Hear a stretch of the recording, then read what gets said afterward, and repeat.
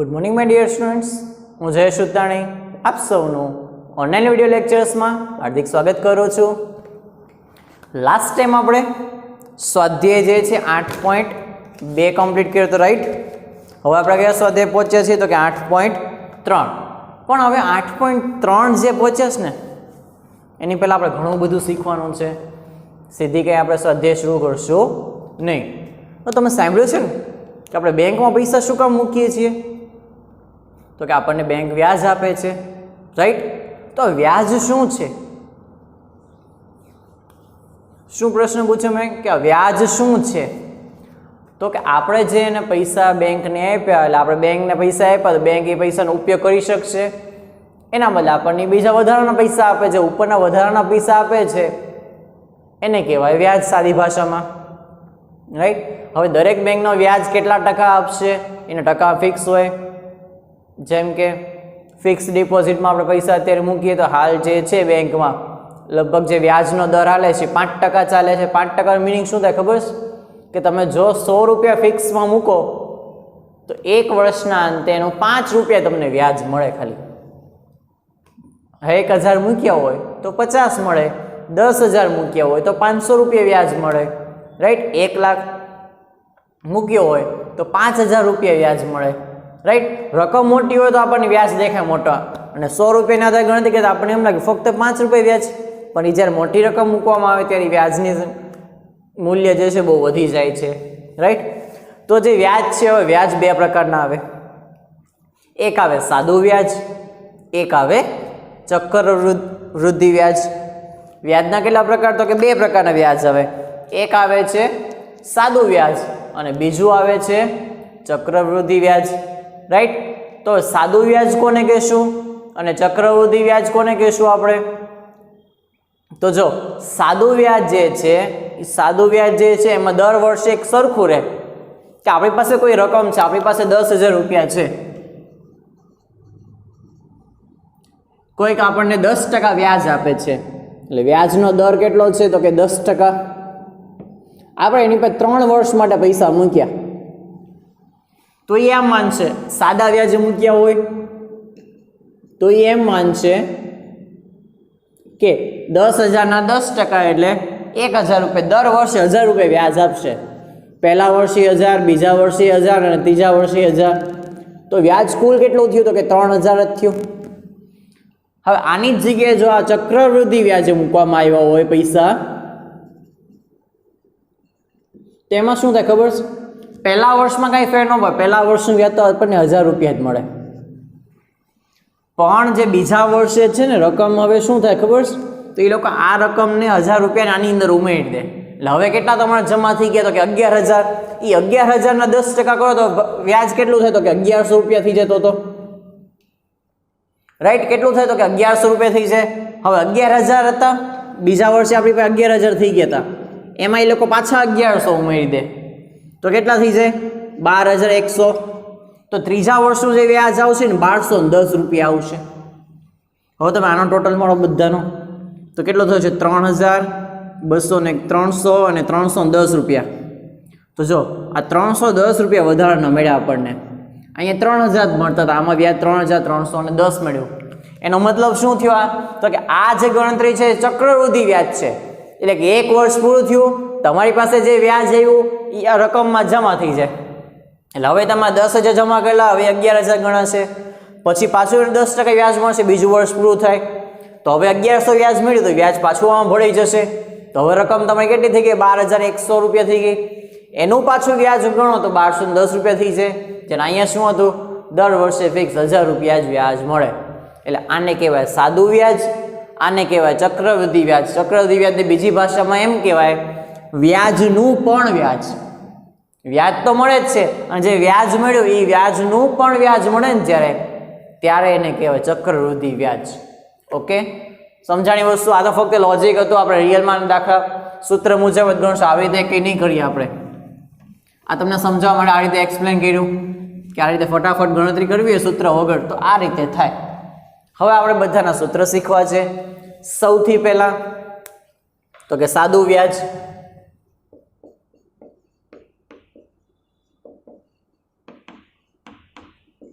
સાદા વ્યાજને આપણે એસઆઈ કહેવામાં આવે છે. એસઆઈ શું કામ કહેવામાં આવે તમને ખબર છે? એસ અને આઈ, વ્યાજને છે ને ઇંગ્લિશમાં સિમ્પલ કહેવાય, સોરી, વ્યાજને ઇંગ્લિશમાં ઇન્ટરેસ્ટ કહેવાય, અને એસ એટલે સિમ્પલ, તો કે સાદું વ્યાજ એટલે સિમ્પલ ઇન્ટરેસ્ટ, એટલે ટૂંકમાં એને કહેવાય એસઆઈ. શું કહેવાય? તો કે એસ આઈ. તો કે સાદા વ્યાજનું સૂત્ર શું છે? તો કે PRT છેદમાં 100. આ P શું છે? તો કે મુદ્દલ. R શું છે? તો કે વ્યાજનો દર, કેટલા ટકા વ્યાજે મૂકેલા છે. T શું છે? તો કે સમય, એ વર્ષમાં આવશે, 1 વર્ષ, 2 વર્ષ, 3 વર્ષ. સાદી ભાષામાં કહો P એટલે પૈસા. તમારી પાસે કેટલા પૈસા છે, કેટલા પૈસા તમે બેંકમાં મૂક્યા, એને જ આપણે P કહેશું, પ્રિન્સિપલ. ગુજરાતીમાં ને મુદ્દલ કહેવાય, પૈસા ન કહેવાય, ને મુદ્દલ કહેવાય. ઇંગ્લિશમાં ને પ્રિન્સિપલ કહેવાય. એટલે P આપણે લખવા, આપણે આપણી પાસે યાદ રાખવો તો હું યાદ રાખશું? P ફોર પૈસા. સૌથી સહેલું આપણને યાદ રહે. કોઈને કહેતા નહીં હોય બધા એમ કે આ ખોટું છે, આ યાદ રાખવા માટે છે. રિયલમાં P નો મતલબ મુદ્દલ જ થાય, અને T એટલે ઘણીવાર T નો મતલબ મુદ્દત પણ કહેવામાં આવે છે. T ને આ જે સમય છે એને શું કહેવામાં આવે છે? મુદ્દત. કેટલા વર્ષ માટે તમે પૈસા મૂકો છો, રાઈટ? તો આ રીતે ગણતરી થઈ જાય પૂરો. આ આપણને વ્યાજ મળી છે, સાદું વ્યાજ. હવે બીજું સૂત્ર જોઈએ તો કોનું? ચક્રવૃદ્ધિ વ્યાજ. એટલે આને આપણે શું કહીએ છીએ? વ્યાજનું પણ વ્યાજ. શું? વ્યાજનું પણ વ્યાજ. પણ આનું સૂત્ર છે ને અલગ છે. આમાં સીધું વ્યાજ ન મળે, આમાં આપણને ચક્રવૃદ્ધિ વ્યાજ મુદ્દલ મળે. આમાં જો વ્યાજ મુદ્દલ ગોતવું તો કેમ મળશે? કે વ્યાજ મુદ્દલ માટે એ શબ્દ વપરાય, એ બરાબર P વત્તા SI. તમારી પાસે જે પૈસા હતા, મુદ્દલ હતી, એની અંદર તમે વ્યાજ ઉમેરો તો વ્યાજ મુદ્દલ મળે કુલ. વ્યાજ મુદ્દલ એટલે શું? તો કે ભાઈ મેં 1000 રૂપિયા બેંકમાં મૂક્યા, મને 100 રૂપિયા વ્યાજ મળ્યું, તો છેલ્લે પૈસા જમા કેટલા થયા કુલ? તો કે 1100 રૂપિયા. તો આજે 1100 રૂપિયા છે, આને કહેવાશે વ્યાજ મુદ્દલ. એટલે કે મુદ્દલ વત્તા વ્યાજ, રાઈટ? આ જે મુદ્દલ આપણે જે પૈસા મૂક્યા છે એની ઉપર જે વ્યાજ મળ્યું છે, આ બેને ઉમેરી દેશું એટલે આપણને જે મળશે વ્યાજ મુદ્દલ મળશે, રાઈટ? તો આ સૂત્રમાં આપણને સીધું વ્યાજ મુદ્દલનું જ સૂત્ર છે. આમાં ચક્રવૃદ્ધિ વ્યાજ સીધું મળતું નથી, પહેલા આપણને આમાં વ્યાજ મુદ્દલ મળે. એનું સૂત્ર આવું છે, P કૌંસમાં 1 વત્તા R/100 ની ઉપર T ઘાત. શું મૂકશું ઉપર? T. હવે T ની જગ્યાએ જે છે સૂત્રમાં N પણ આવે છે, રાઈટ? હવે ચક્રવૃદ્ધિ વ્યાજ વખતે લોકો T ની જગ્યાએ શું મૂકે? સૂત્રમાં નવી તમારી ટેક્સ્ટબુક મુજબ N મૂકે છે. અહીંયા T મૂકે છે ને અહીંયા N મૂકે છે. P તો તમને ખ્યાલ જ છે, R એ ખ્યાલ છે. N શું છે? તો કે મુદ્દત વર્ષમાં. હવે ચક્રવૃદ્ધિ વ્યાજ જે છે ને એ બે રીતે ગણાય. ચક્રવૃદ્ધિ કાં તો ઘણી જગ્યાએ જે છે વ્યાજ ગણાય છે 6 મહિને વ્યાજ ગણાય, અને ઘણી બધી જગ્યાએ વ્યાજ 1 વર્ષે ગણાય છે. તો કે 1 વર્ષ હોય જ્યારે વાર્ષિક ગણતરી થતી હોય તો આ સૂત્ર વપરાશે, પણ જ્યારે અર્ધવાર્ષિક ગણતરી થતી હોય ને, એટલે કે દર 6 મહિને ગણતરી થતી હોય વ્યાજની, જો વ્યાજ દર 6 મહિને ગણાતું હોય તો સૂત્ર બદલાઈ જશે. તો સૂત્ર આવું આવશે, P કૌંસમાં 1 વત્તા R/100 ની બદલે આપણે શું મૂકશું? 2 ગુણ્યા 100. નીચે ડબલ થઈ જાય, ઉપર ડબલ થઈ જાય, 2n થઈ જાય. n ની બદલે શું વધારાનું આવશે? 100 ની સાથે 2 વધારાના આવશે ને n ની સાથે 2 વધારાના આવશે, r ની સાથે નહીં. નીચે 2 આવશે ને ઉપર 2 આવશે. એકવાર છેદમાં 2 ને એકવાર ઘાતમાં 2 આવશે. જો અર્ધવાર્ષિક ગણતરી થતી હોય વ્યાજની, ચક્રવૃદ્ધિ વ્યાજની, તો આ સૂત્ર લાગશે. વાર્ષિક ગણતરી થતી હોય તો આ સૂત્ર લાગશે. એટલે સૌથી પહેલા તમારે એક કામ કરવાનું છે કે આ સૂત્ર પાકા કરવાના છે. હવે ચક્રવૃદ્ધિ વ્યાજ મળશે કેમ આપણને? તો કે ચક્રવૃદ્ધિ વ્યાજ જે છે એને CI કહેવાય, SI ની બદલે. સાદું હોય તો SI, ચક્રવૃદ્ધિ વ્યાજ હોય તો CI. સી ફોર કમ્પાઉન્ડ, ઇંગ્લિશમાં કહેવાય કમ્પાઉન્ડ ઇન્ટરેસ્ટ, એટલે CI. તો CI નું સૂત્ર શું થાય? જેમ હોય એમ જ a માંથી p માઇનસ કરો, એટલે કે જે વ્યાજ મુદ્દલ થયું એમાંથી મુદ્દલ બાદ કરો આપણને વ્યાજ મળી છે. SI માં એવું જ છે, જો તમે p ને માઇનસમાં લો તો a માઇનસ p બરાબર SI જ થાય. સૂત્ર બેના સરખા ટાઈપના છે પણ ગણતરી જુદી જુદી છે. આનું સૂત્ર અલગ છે, આના સૂત્ર અલગ છે, રાઈટ. ચલો સૌથી પહેલા તો તમે લોકો વ્યવસ્થિત રીતે આ બધા સૂત્રો લખી નાખો, શાંતિથી સમજી લ્યો, પછી આપણે આગળ જે છે સોલ્વ કરીએ દાખલા, રાઈટ.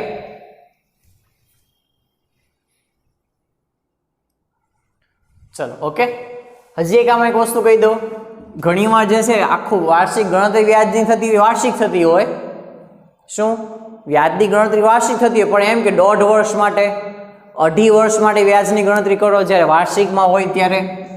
તો જો ધારો કે ફોર એક્ઝામ્પલ આપણને 1.1 વર્ષ માટે કીધું, અથવા તો 2.1 વર્ષ એટલે કે 2.5 વર્ષ માટે કીધું, તો ત્યારે આ સૂત્ર પાછું વપરાય નહીં, કારણ કે ઘાત તમને અપૂર્ણાંક આવી જાય.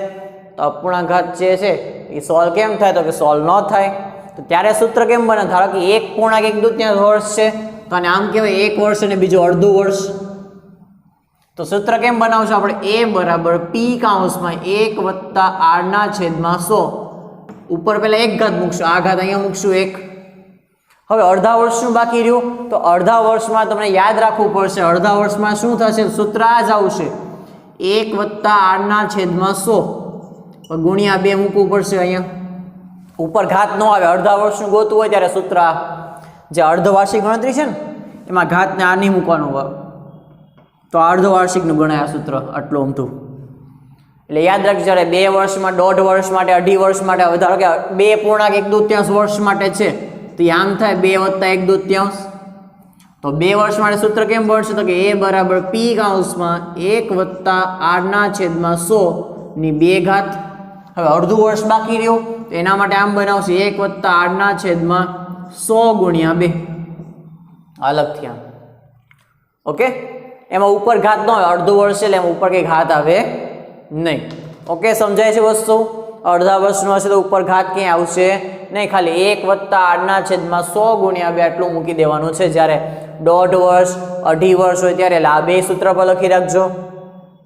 3.5 વર્ષ હોય તો અહીંયા 3 ઘાત ને અહીંયા એમને 4.1 4.5 વર્ષ હોય તો અહીંયા 4 ઘાત ને અહીંયા કાંઈ નહીં આ બાજુમાં. પણ અહીંયા બાજુમાં ખાસ યાદ રાખવાનું છે, અડધા વર્ષનું હોય ત્યાં છેદમાં 2 આવશે. સમજાય છે? છેદમાં 2 આવશે. ઓકે, આ એક વસ્તુ ખાસ નોટ ડાઉન કરજો, આ બહુ અગત્યનું છે. ઓકે, ચાલો હવે આપણે દાખલા સ્ટાર્ટ કરશું. ચલો સ્વાધ્યાય 8.3. સૌથી પહેલો દાખલો જોઈએ આપણે કે કેટલી કઈ કઈ માહિતી આપણને આપેલી છે. ચલો જો ફર્સ્ટ સૌથી પહેલો દાખલો જોઈએ આપણે 8.3 નો. તો કે વ્યાજ મુદ્દલ અને ચક્રવૃદ્ધિ વ્યાજની ગણતરી કરો, એવો ક્વેશ્ચન છે. પહેલો તે વ્યાજ મુદ્દલ એટલે કે A અને ચક્રવૃદ્ધિ વ્યાજ શોધો એટલે કે CI. ચલો પહેલી રકમ શું આપી છે? તમને માહિતી આપી છે ₹10,800. તે રૂપિયા આપેલી શું થઈ ગયું આપણા માટે? તો કે P, ₹10,800. ઓકે, આ થઈ ગઈ મુદ્દલ. પછી વ્યાજનો દર કેટલા વર્ષ માટે? તો કે 3 વર્ષ માટે. તો કે n બરાબર 3. વ્યાજનો દર એટલે કે r કેટલું આપ્યું? વ્યાજનો જે દર આપ્યો પહેલા દાખલામાં 12.1/2%. અને બાજુમાં એવું લખ્યું છે વાર્ષિક વ્યાજ દરે. શું લખ્યું છે બાજુમાં? રકમમાં વાર્ષિક ચક્રવૃદ્ધિ વ્યાજે મૂકેલા છે, એટલે વાર્ષિકનું સાદું સૂત્ર લખશે. હવે આ જે છે 12.1/2 છે, અને આપણે આવું લખી શકીએ. જો 12 દુ 24, 24 ને 1 25, તો કે આવું કહેવાય 25/2. તો કે હા કહી શકાય. ચાલ હવે વ્યાજ મુદ્દલનો સીધું સૂત્ર મૂકીએ. તો કે A બરાબર P પી કૌંસમાં 1 વત્તા આડના છેદમાં 100 ની ઉપર n ઘાત. હવે જો આર અપૂર્ણાંક હોય તો એવું કઈ આની જેવું નહીં થતો. અપૂર્ણાંક જો n હોય ને તો જ આ પ્રકારના બે ભાગ બનશે. બાકી તો સાદું સૂત્ર લાગશે a બરાબર પી કૌંસમાં 1 વત્તા આડના છેદમાં 100 ની ઉપર n ઘાત. પણ જો આ ટાઈપનું હશે, વર્ષ જે છે અપૂર્ણાંકમાં આપ્યા હશે તો આવી રીતના બે ભાગ પડશે. ટકા અપૂર્ણાંકમાં આપ્યા બે ભાગ નહીં પડે તો આટલું જ થશે સિમ્પલ. ચલો પી કેટલું છે તો કે 10,800. 1 વત્તા આર કેટલો છે 25 દૂત્યાંશ, તો 25 દૂત્યાંશ એટલે 2 છેદમાં આવી ગયા અને 100 ના 100 એમને. જ્યારે પણ આર અપૂર્ણાંકમાં હોય તો આ જે કિંમત છે નીચે મૂકી દેવાની 100 ની સાથે. n ની ઘાત કેટલી તો કે 3. ચાલો હવે છેદ ઉડાડવાના. 25 ચોકું 100 પૂરો. 25 ચોકો 100. વધ્યું શું તો કે 10,800. 1 વત્તા ઉપર કાંઈ નથી એટલે 1 છેદમાં 4 દુ 8 એનો ઘન. ચલો 10,800 અહીંયા લસા લેશું. 8 એકા 8 વત્તા 1 એટલે કે 9. 8 એકા 8 વત્તા 1 છેદમાં 8. ચલો 10,800. 8 ને 1 9, 9 ના છેદમાં 8 આખાનો ઘન. હવે ઘન છે એટલે ઘન કરવાના નથી આપણે કોઈના, એની બદલે એને 3 વખત લખવાનું છે. 1 2 3. સમજાય ગઈ વસ્તુ? ઘનનો મતલબ કે ઘન કંઈ નથી નાખવાનું કે 9 નો ઘન 729, 8 નો ઘન 512 એવું નથી લખવાનું. ઘન એટલી વસ્તુને 3 વખત લખવાની છે. ચાલ હવે છેદ ઉડાડો. એક કામ કરીએ, આ સ્ટેપ થોડું નીચે લખી આપણે છેદ ઉડાડવામાં આપણને સરળતા રહે. કે પહેલા 10,800 ગુણ્યા 9 ના છેદમાં 8, 9 ના છેદમાં 8 અને 9 ના છેદમાં 8. ચલો પહેલા 8 થી છેદ ઉડાડીએ આખાના. 8 એકા 8 એટલે 2 વધ્યા તો કે 28 થયા. 8 તેરી 24, 4 વધ્યા એટલે 40 થયા. 8 પંચા 40 ને અહીંયા આવી જાય 0. હવે જો આને 4 વડે ભાગી શકાય તો કે નહીં, સોરી આને 8 વડે ભાગી શકાય તો કે નહીં, તો હવે 2 થી ભાગો. 4 દુ 8 અને આને 2 થી ભાગીએ તો 2 6 12. 1 વધ્યો 15 થયા. 2 સત્તા 14. 1 વધ્યો 0 થી 2 પંચા 10. હવે ભાગ ચાલશે નહીં. આ 675 ને અહીંયા 9 ગુણ્યા 9 ગુણ્યા 9 આવી ગયું. છેદમાં આવ્યો 8 ચોકું. તો હવે તમારે શું કરવું પડશે? આ બધાનો ગુણાકાર કરવો પડશે. દાખલામાં વાર બીજી ક્યાંય નહીં લાગે. સરવાળા બાદબાકી ગુણાકાર, જે ગુણાકાર ભાગાકાર છે ને એમાં જ વાર લાગશે બધી.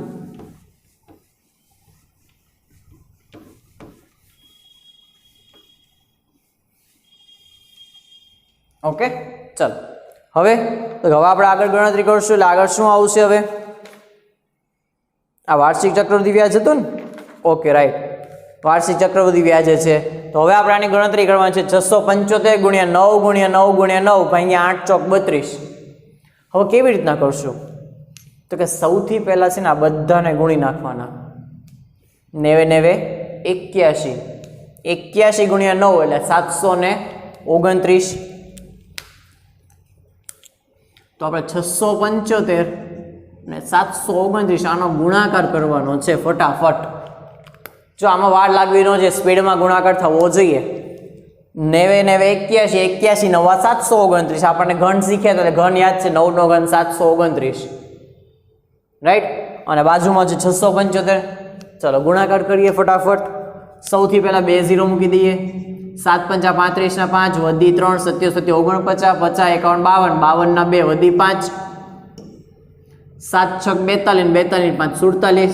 ચલો 2 થી ભાગ ચાલે 1 0 2 પંચા 10 વધી 1 2 સત્તા 14 ને 15 ના 5 વધી 1 2 6 12 ને 1 13. ચલો 9 થી ભાગ ચાલે 9 પંચા 45 ના 5 વધી પડી 4 9 સત્તો 63 ને 67 ના 7 વધી પડી 6 9 6 54 54 ને 6 60 5 7 5 ને 10 ની 0 વધી 1 6 7 8 9 10 11 12 12 ના 2 ઉપર 1 7 8 9 અને 4. એટલે આ જવાબ આવ્યો. શું આવ્યો? તો કે 49 20 75 આખાના છેદમાં 8 ચોક 32. હવે તમારે 32 નો ઘડિયો પાછો બનાવવાનો, ગુણાકાર થઈ ગયો. હવે આને 32 વડે ભાગવા છે તો કે 49 20 75 ભાગ્યા 32 તો કે 32 એકા 32, 32 64 વધી જાય, 9 માંથી 2 જાય 7, 4 માં 3 જાય 1, ઉપરથી આવ્યા 2. પણ તમારે શું કરવાનું ખબર કેમ પડશે આ 172 ક્યારે આવે? તો તમારે 3 નો જ ઘડિયો બોલવાનો. 3 ના ઘડિયામાં 17 ક્યારે આવે એમ એક એક અંક છેલ્લો કાઢી નાખવાનો. 3 ના ઘડિયામાં 17 ક્યારે આવે? તો કે નો આવે. 3 પંચા 15 આવે, 3 છ 18 વધી જાય તો કે 3 પંચા તો 32 પંચા એક રફમાં ગોતતા જવાનું, અથવા લગાડી દેવાનું સીધું 32 પંચા, 5 2 10, 10 ની 0 વધી 1, 5 તેરી 15 ને 1 16, ડાયરેક્ટ લગાડી દેવાનું સીધું. 72 માંથી 60 બાદ કરે 12 વધ્યા. અને ખાસ એક છેલ્લે જોઈ લો ને, અહીંયા તમે જે શેષ વધી ને ઉપર નંબર ઉતાર્યા પહેલા, આ શેષ આની કરતા હંમેશા નાની હોવી જોઈએ. આ જવાબ નાનો છે. હવે ઉપરથી નંબર આવશે, કોણ આવશે? તો કે ઉપરથી આવ્યા 0.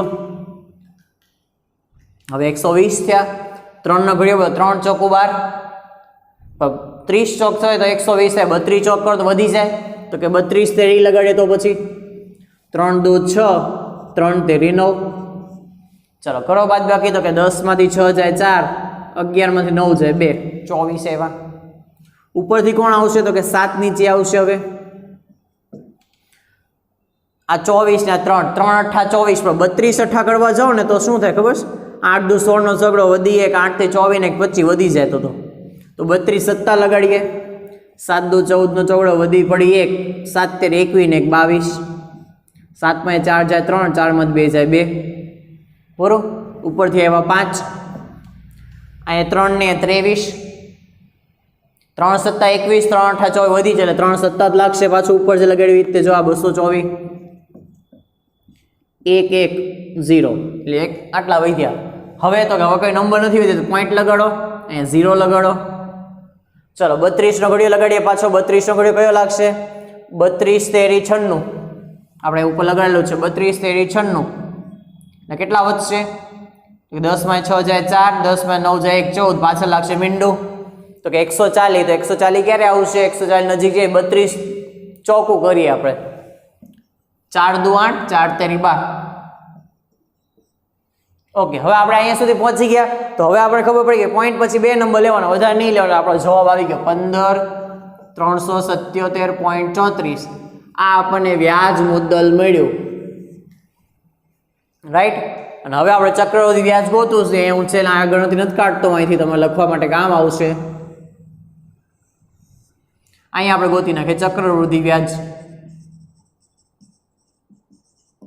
ચક્રવૃદ્ધિ વ્યાજનું જે છે CI નું સૂત્ર શું છે? તો કે P A માઇનસ P.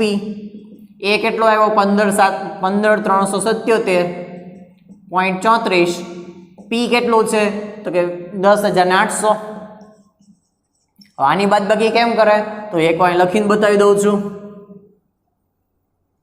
તો કે 15,377.34 માઇનસ 10,800. અહીંયા પોઈન્ટ નીચે પોઈન્ટ મૂકીને અહીંયા 10,800 મૂકી દેવાના, પાછળ 2 0 મૂકી દેવાના. 34 ને 34 એમને 7 7, 13 માંથી 5, 13 માંથી 8 જાય 5, 4 થઈ ગયા એટલે 4 આવશે 0. 4577.34 આટલા રૂપિયા. કેટલા? 4577.34. હવે દાખલો ગણતામાં વાર શું કામ લાગી? કારણ કે આમાં ગણતરી ખૂબ વધારે હોય છે. ગણતરીમાં જેટલી તમારી સ્પીડ આવશે ને તો જ આ દાખલો તમારે ઝડપથી પૂરો થશે, બાકી આ દાખલો તમારે પૂરો થશે નહીં. તમારે ખાસ ગણતરીમાં સ્પીડ લાવવાની છે. જેટલું ફટાફટ થાય એટલું ફટાફટ આ દાખલાઓ ગણવાના છે. ઓકે, ચાલો નોટ ડાઉન કરી લેજો પેલા.